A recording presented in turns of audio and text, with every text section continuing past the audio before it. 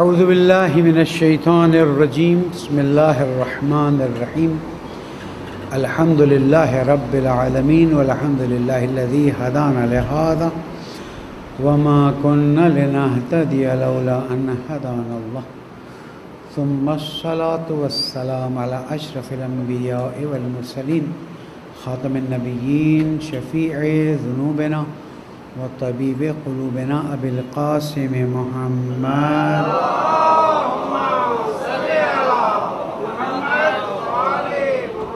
وعلى اہل بیتہ الطیبین الطاہرین المعصومین المظلومین الذین اذهب اللہ عنہم الرجس وطہرہم تطہیرا۔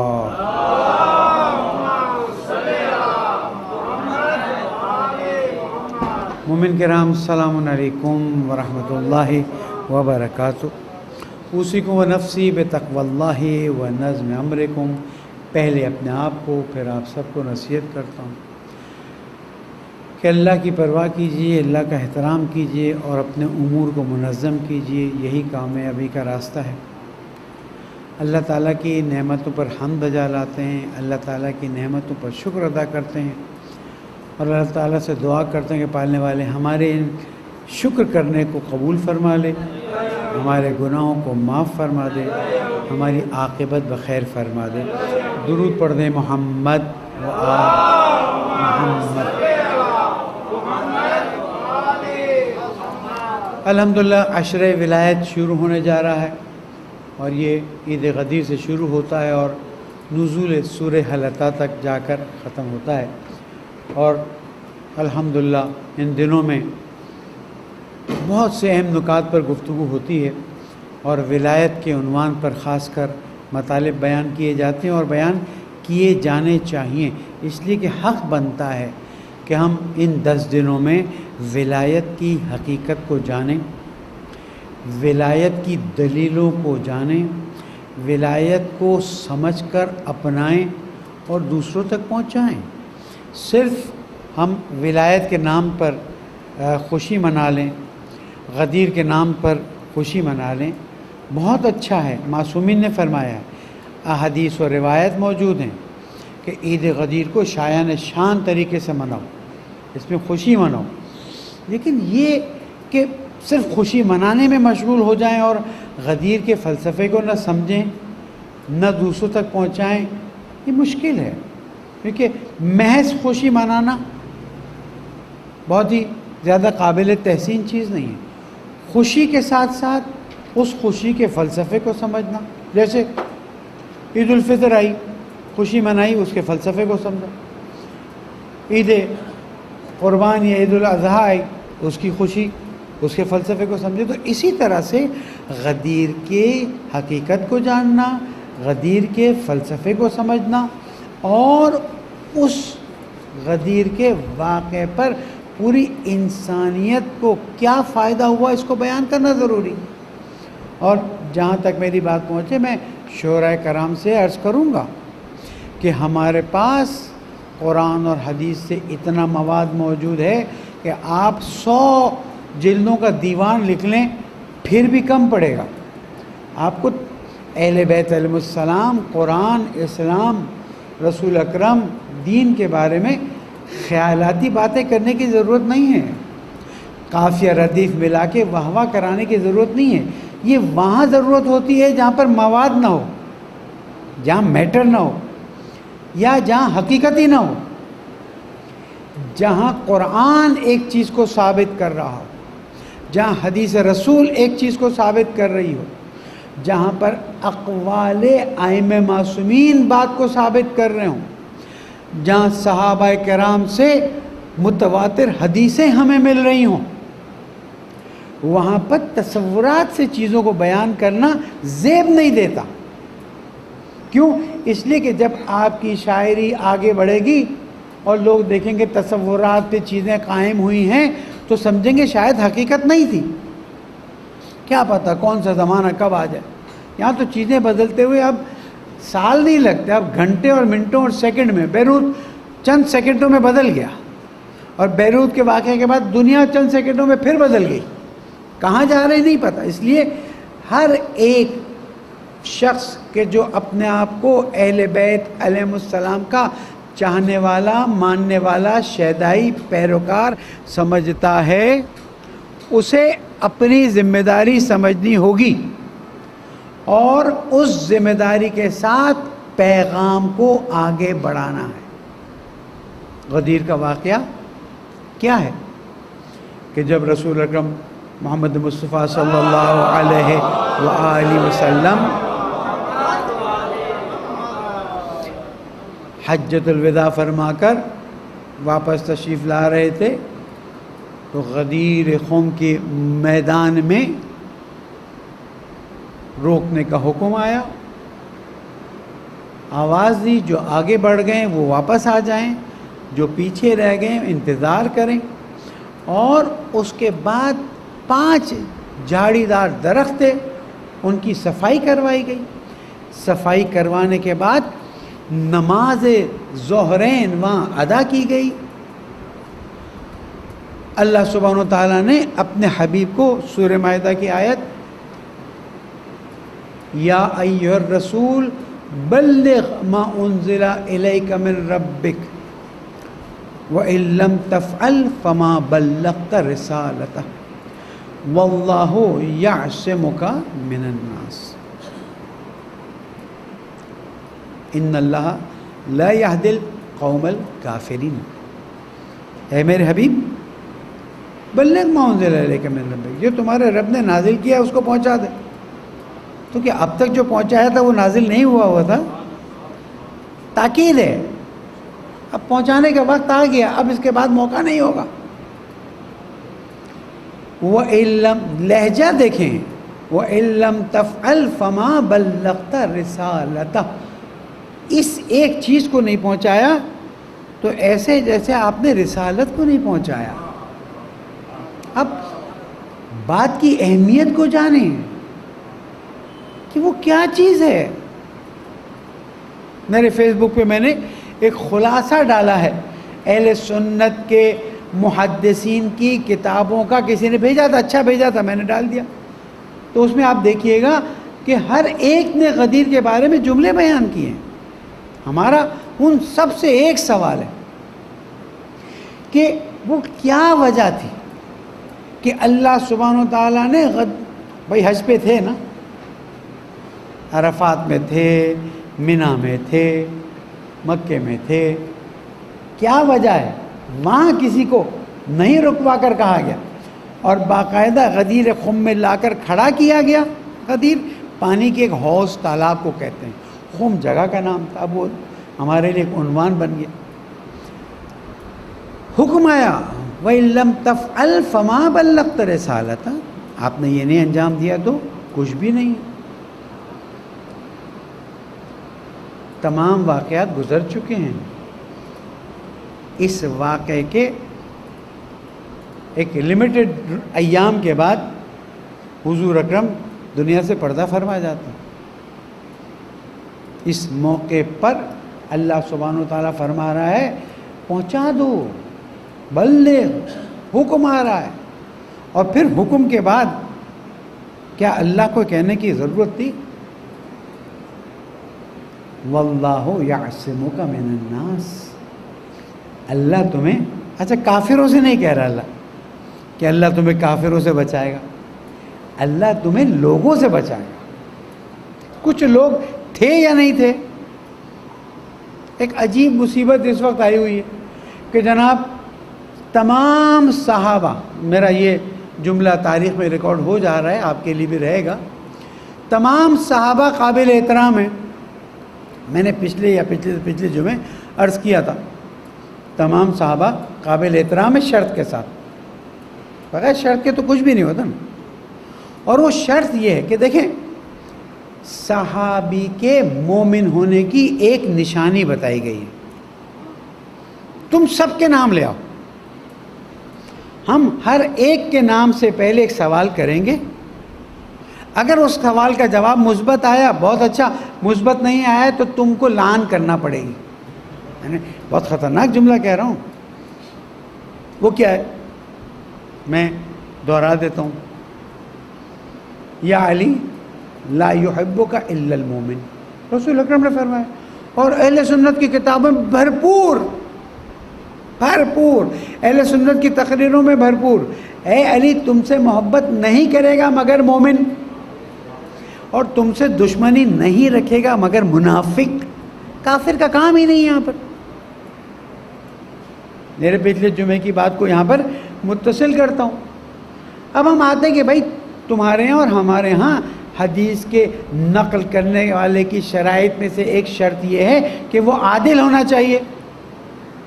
نماز جماعت پڑھانے والا بھی عادل ہونا چاہیے. اللہ کرے ہم عادل ہی ہوں انشاءاللہ تعالی. اب اگر صحابی حدیث نقل کر رہا ہے تو اس کے لیے عدالت شرط ہے. میرا سوال یہ ہے، ایمان پہلی شرط ہے یا عدالت پہلی شرط ہے؟ گفتگو میں بہت خطرناک زاویے سے لے جا رہا ہوں، اور میں نے کل ایک ٹیلی ویژن چینل پہ بھی بہت ہی خطرناک بات سوچ سمجھ کر کی ہے. اگر آئندہ جمعہ آپ لوگوں کی خدمت میں حاضر نہ ہو سکا تو پریشان نہ ہوئیے گا. ہمت کرنے کی کوشش کر رہا ہوں تاکہ تاریخ میں ایک جگہ تو لکھا جائے کہ ایک شیعہ طالب علم نے ہمت کی تھی. میں نے واضح طور پر کہا ہے کہ جسٹس کا نظام ہمارے ہاں کفر کا نظام ہے. میں ریپیٹ بھی کر دیتا ہوں تاکہ میرے پیچھے بھاگنے کی کوئی جگہ باقی نہ رہے. پاکستان کا جسٹس سسٹم کفر کا سسٹم ہے. دوسرے خطبے میں عرض کر دوں گا، لیکن یہ بات یاد آئی ہے تو عرض کرتا چلوں. تو عدالت زیادہ ضروری شرط ہے یا ایمان زیادہ ضروری شرط ہے؟ یہ تو ہمارے جو چھوٹے بچے یہاں پر ہیں وہ بتا دیں گے. مولانا ایمان ہوگا تو عدالت ہوگی نا، ورنہ ٹرمپ عادل ہو جائے اور ایمان نہ رکھتا ہو تو فائدہ نہیں ہے نا. تو تم جب آ کے کہتے ہو کہ اس حدیث کو ہم نے فلاں سے نقل کیا ہے اور اس کے عادل ہونے کی گواہی لاتے ہو، اس سے پہلے تو تم کو اس کے مومن ہونے کی گواہی لانی پڑے گی. کیوں؟ اس لیے کہ وہاں پر کورونا وائرس والے بہت سے مریض موجود ہیں. قرآن کہہ رہا ہے. اب میرے کورونا کا لفظ سمجھ گیا؟ بسم اللہ الرحمن الرحیم اذا جاءک المنافقون قالوا نشہد انک لرسول اللہ. قرآن کہہ رہا ہے اے میرے حبیب تیرے پاس منافقین آتے ہیں اور گواہی دیتے ہیں کہ ہم گواہی دیتے ہیں تو اللہ کا رسول ہے، آپ اللہ کے رسول ہیں. واللہ یشہد انک رسول، اللہ گواہی دے رہا ہے کہ آپ اللہ کے رسول ہیں. لیکن اللہ گواہی دیتا ہے کہ یہ سب جھوٹے ہیں. ارے یہ کیا ہو گیا؟ اچھے کے ساتھ برے مکس ہو گئے. اب سب کو رضی اللہ کہوں میں تو آپ کہیں گے آپ قرآن کے خلاف جا رہے ہیں. سمجھ رہے میری بات؟ اگر میں سب کو رضی اللہ کہوں تو آپ کہیں گے قرآن کے خلاف جا رہے ہیں. کہ اذا جاءک المنافقون قالوا نشہد انک رسول اللہ. وہ آتے ہیں گواہی دیتے کہ آپ اللہ کے رسول ہیں. اللہ گواہی دے رہا ہے کہ آپ اللہ کے رسول ہیں، لیکن یہ منافق جھوٹ بول رہے ہیں. آپ لسٹ دے دیں، کنفرم کر دیں، ورنہ ہم آپ کو لسٹ دے دیتے ہیں کہ کون ایمان پر تھا کون ایمان پر نہیں تھا. جس کو مولا کائنات علی ابن ابی طالب علیہ السلام سے محبت تھی، میں تکرار کرتا ہوں، جس کو میرے مولا سے محبت تھی. 3 صورتیں ہیں. ایک صورت ہے کہ محبت ہونا جو آپ کے چہروں سے نظر آ رہا ہے. ایک ہے نفرت ہونا. ایک ہے نہ ہم ادھر کے ہیں نہ ہم ادھر کے ہیں. رسول اکرم نے صاحب بتا دیا نفرت رکھنے والے تو گئے ہی گئے، جو نہ ادھر کے نہ ادھر کے وہ بھی گئے. یہ غدیر کو سمجھا رہا ہوں میں آپ کو. غدیر کو آسان نہ لیں، غدیر کو واہ واہ مٹھائیاں بانٹنے کے لیے نہ لیں. ہے بہت اچھا ہے، لیکن غدیر کے لیے اس سے بہت آگے آپ کو کام کرنا ہے. غدیر پہ علمی گفتگویں ہونی ہیں. غدیر پہ اہل سنت کی کتابوں کے ریفرنس آنے. تو اب یہاں پر میں نے ایک چھوٹی سی بات کہہ دی کہ اصحاب رسول سے حدیثیں نقل کرنے والوں کے لیے ضروری ہے کہ پہلے اس صحابی کے ایمان کی سرٹیفکیٹ لائے. آج کل ہاسپٹل میں جب آپریشن کے لیے لے جایا جاتا ہے تو کہتے 48 گھنٹے پہلے کورونا ٹیسٹ ہونا چاہیے کہ آپ کو کورونا تو نہیں ہے تو آپ کا آپریشن ہوگا. ہم کہتے ہیں کہ آپ کی حدیث کے قبول کرنے کی ایک شک آپ نے حذف کر دی.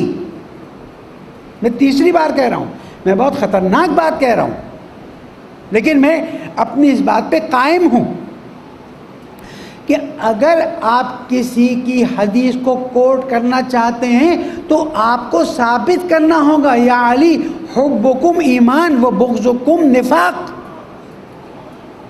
اگر اس کی محبت کی کوئی سرٹیفکیٹ نہیں ملی, آپ اس کی حدیث کو کیسے لے سکتے ہیں؟ اور پھر لاکھوں حدیثوں میں سے 3 لاکھ حدیثیں نکالی گئیں, 3 لاکھ حدیثوں میں سے 50,000 حدیثیں نکالی گئیں. ہم کہتے ہیں آپ لاکھوں حدیثیں قبول کر لیں, لیکن کورونا ٹیسٹ کے بغیر تو نہیں ہو سکتا نا. ایمان کا ٹیسٹ ضروری ہے. اگر ایمان کا ٹیسٹ کمپلیٹ ہے تو پھر دیکھیے کہ عادل ہے کہ نہیں ہے. پھر ہم یہاں پر حدیث قبول کریں گے, آپ بھی قبول کر لیجیے. لیکن یہ جو علماء اہل سنت نے حدیث کے قبول ہونے کی شرط یہ رکھی ہے کہ صحابی رسول عادل ہو, تو ہمارا سوال یہ ہے کہ صحابی رسول ایمان پر ہے یا نفاق پر ہے, اس کی تشخیص کیسے دیں گے آپ؟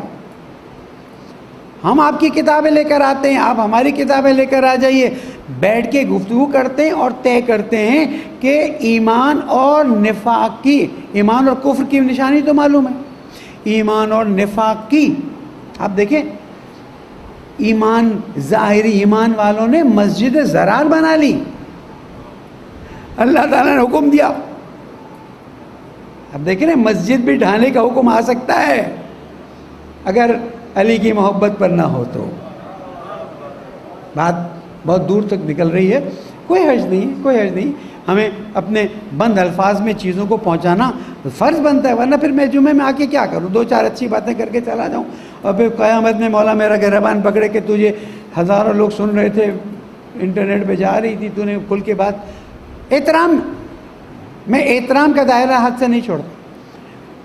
اگر ایکسپریس پہ مجبور ہوا تو اس لیے کہ بار بار مجھے پن چبائی جا رہی تھی, اور جہاں پر پن چبائی جائے اور مکتب کو اس حد تک لے جایا جائے وہاں پر بولنا ضروری تھا. ورنہ میں اختلافی چیزوں کو, کیونکہ اتحاد کی ضرورت ہے, حالات بہت خراب ہیں, مسائل بہت خراب. لیکن یہاں پر میں نے آج آپ کو غدیر کی بات بتائی کہ رسول اکرم نے مولا کائنات, اس کے بعد خطبہ بیان کیا کہ آیا میں نے تم تک دین پہنچا دیا؟ سب نے کہا بلا بلا, ہاں ہاں ہاں. اس کے بعد خطبہ بیان کرنے کے بعد میرے مولا کو لایا گیا, دونوں بازوؤں سے اٹھایا گیا. تاریخ میں لکھا ہے کہ بغل کے بال شریف بھی نظر آئے, اور وہاں پر فرمایا من کنت مولا ہو فہذا علی.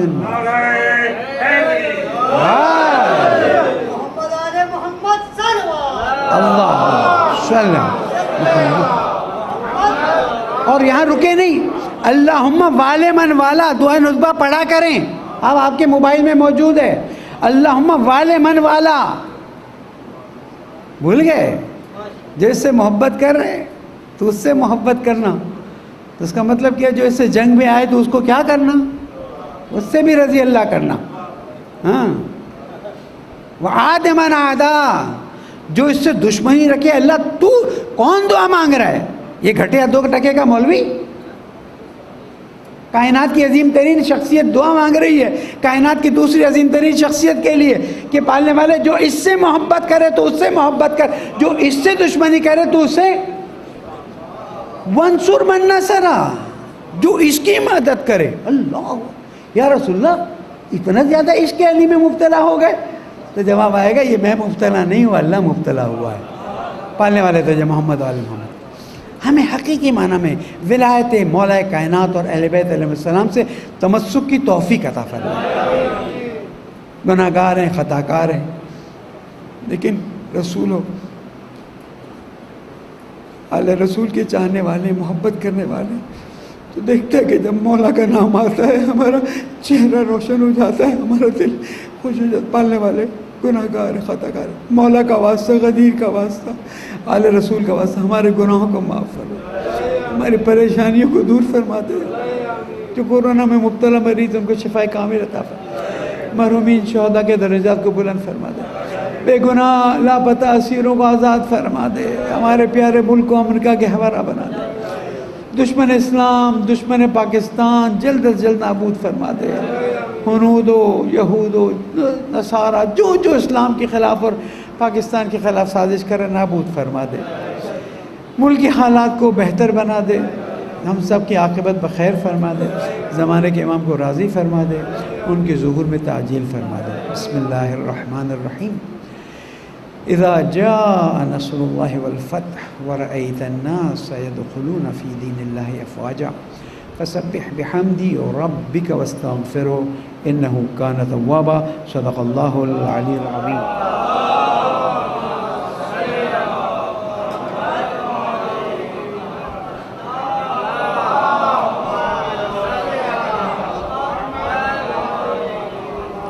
اعوذ باللہ من الشیطان الرجیم، بسم اللہ الرحمن الرحیم، الحمدللہ رب العالمین۔ مومنین تقوی اختیار کیجئے کہ یہی کامیابی کا راستہ ہے۔ ایام ولایت کی خوشیاں آ رہی ہیں، بھرپور خوشیاں منائیے، معرفت حاصل کیجئے اور ساتھ ساتھ اللہ کی بندگی اختیار کیجئے۔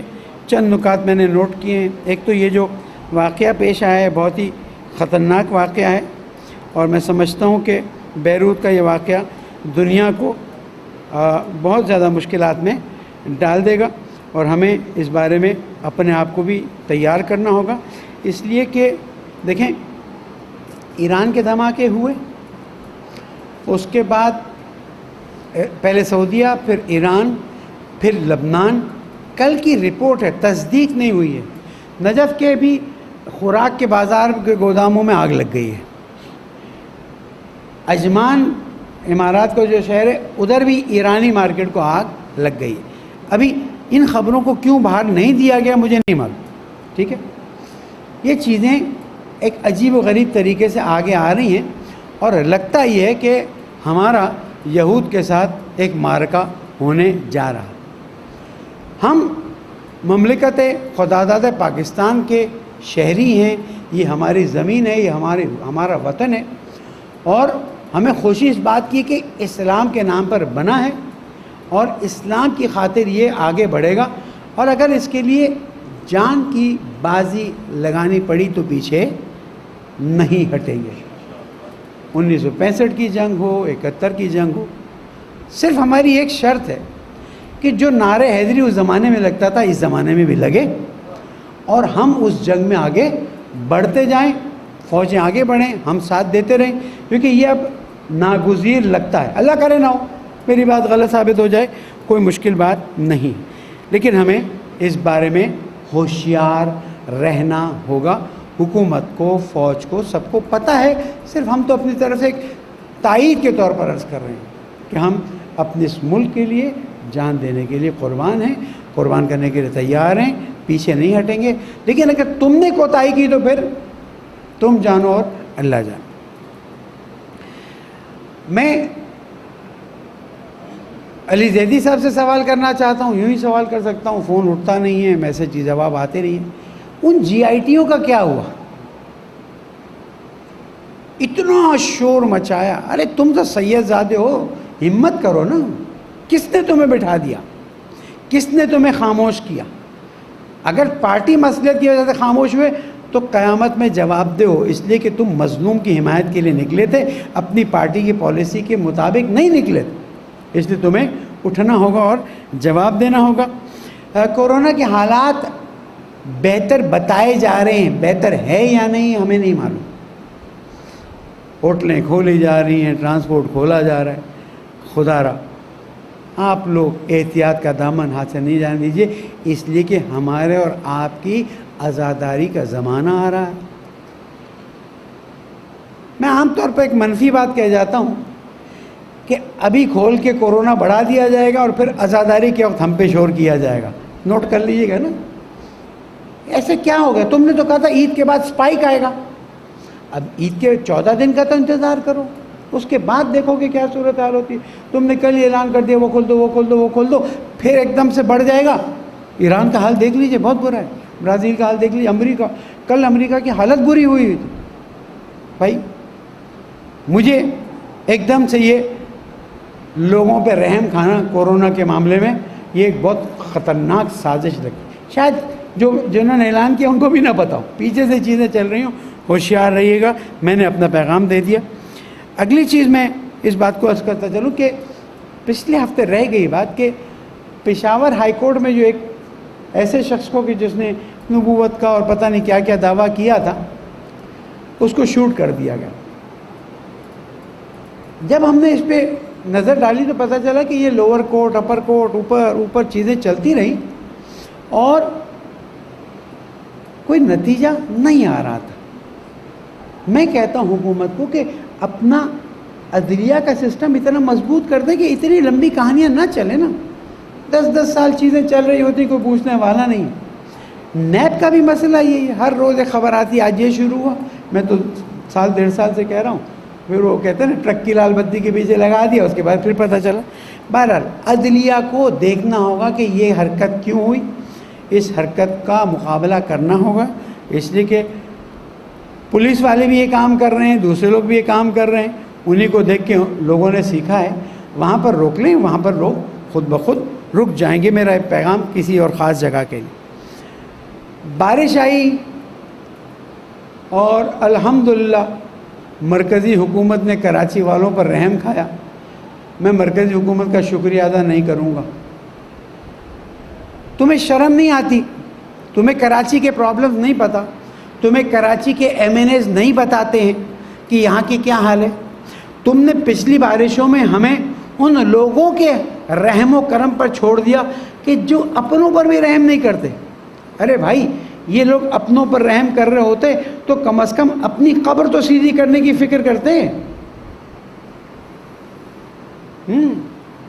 جو اپنے پر رحم نہیں کرتا وہ ہم پہ کیا رحم کرے گا؟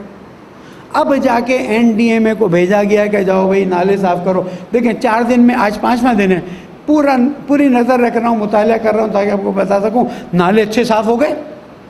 عمران خان صاحب, آپ کا کیا کراچی سے کوئی تعلق نہیں؟ پاکستان کا حصہ نہیں کراچی. پھر میں نے اپنا ایک بیان میں کہا ہوا ہے, آج کل تھوڑی میری فری ہوئی ہے معذرت کے ساتھ, پھر ہم کچھ بات کریں گے تو ایجنسیز ہمارے پیچھے لگ جائیں گی اور ہماری پرائیویٹ چیزیں نکال کے ہمیں بلیک میل کرنا یا اندر لے جانا شروع کر دیں گے. یہی کام مانسون کے آنے سے پہلے نہیں کروا سکتے تھے. تمہارے پاس اختیار نہیں تھا تو اب کیسے آ گیا؟ تم نے تو کوئی آرڈیننس پاس نہیں کیا, تم نے کچھ نہیں کیا, اب کھٹاکھٹ صفائی ہونا شروع ہو گئی. یہ سارے سیاستدان ہم سے کھیل رہے ہیں. اگر شرعاً حرام نہ ہوتا تو میں ایک بات کہہ رہا ہوں, میں ریپیٹ کر رہا ہوں, شرعاً حرام نہ ہوتا تو میں ایک بات کہہ رہا ہوں. عراق میں کیا ہوا کہ جب پولیٹیشنز جیت کر اپنی پارلیمنٹ میں گئے, پچھلے سالوں میں بات کر رہا ہوں, اور انہوں نے اپنی کانسٹیٹوئنسی میں کام نہیں کیا تو بعض جگہوں پہ جب وہ نیکسٹ ٹائم ووٹ لینے گئے تو لوگوں نے ان کو پتھر مار کے ان کے بھیجے پھاڑ دیے.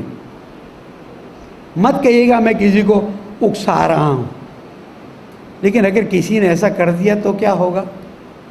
ہاں, میں تو ذمہ دار نہیں ہوں. نہیں, آپ نے جمعہ میں کہا تھا اس لیے آپ نے اکسایا ہے, اس لیے آپ کے خلاف مثلاً پتہ نہیں کیا کیا ہوگا. عوام بہت مشتعل ہے. آپ ان کے چہروں سے دیکھیں, صبر کر رہے ہیں کہ جناب کہیں ہمارے سے ایسی غلطی نہ ہو جائے کہ ہمیں قیامت میں جواب دینا پڑے. خدا را, اس KE کے ٹیررزم کے واقعات کو ختم کرو. یہ KE ایک ٹیررسٹ آرگنائزیشن بن گئی ہے.